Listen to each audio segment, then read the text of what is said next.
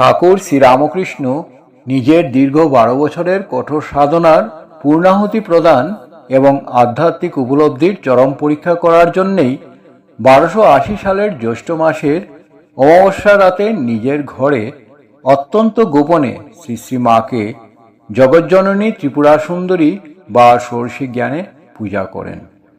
তার দেবমানবত্বকে সর্বতভাবে সম্পূর্ণ করেন। ফলহারিণী কালী পূজার পুণ্যতিথিতে শ্রীমতী মাতা ঠাকুরানীকে জগন্মাতার ষোড়শী রূপে পূজা করেছিলেন। এই বিশেষ পূজার মূল কারণগুলি আলোচনা করা হলে দেখা যায় যে অদ্বৈতবাদী গুরু তোতাপুরী ঠাকুরকে শিখিয়েছিলেন যে স্ত্রী পুরুষ উভয়কেই যিনি সমভাবে আত্মা বা ব্রহ্ম বলে প্রত্যক্ষ করতে পারেন তিনি প্রকৃত ব্রহ্মজ্ঞ।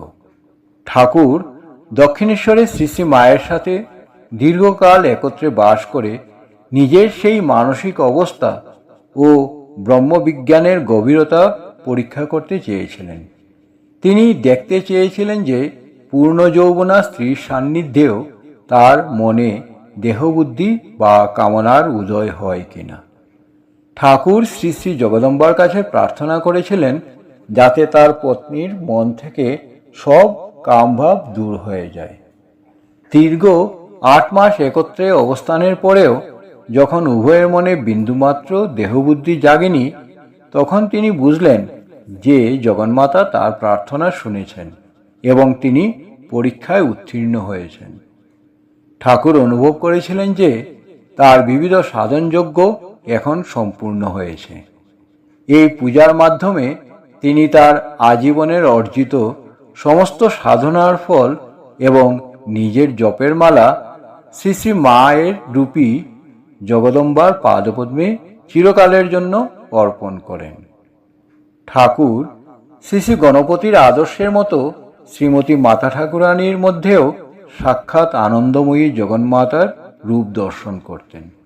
তিনি বিশ্বাস করতেন যে সকল নারী জগদম্বার অংশ, তাই মূর্তিমতী বিদ্যারূপিণী এক মানবীর দেহে ঈশ্বরীর আরাধনা করাই ছিল তার সাধনার পরিসমাপ্তি। ঠাকুর নিজে কোনো মতলবেটে এই কাজ করেননি, বরং তিনি বুঝেছিলেন যে শ্রী শ্রী জগদম্বার ইচ্ছায় তার এই পরীক্ষার অবসর স্বতঃপ্রবৃত্ত হয়ে এসেছে। তখনই তিনি এই পূজায় ব্রতী হয়েছিলেন।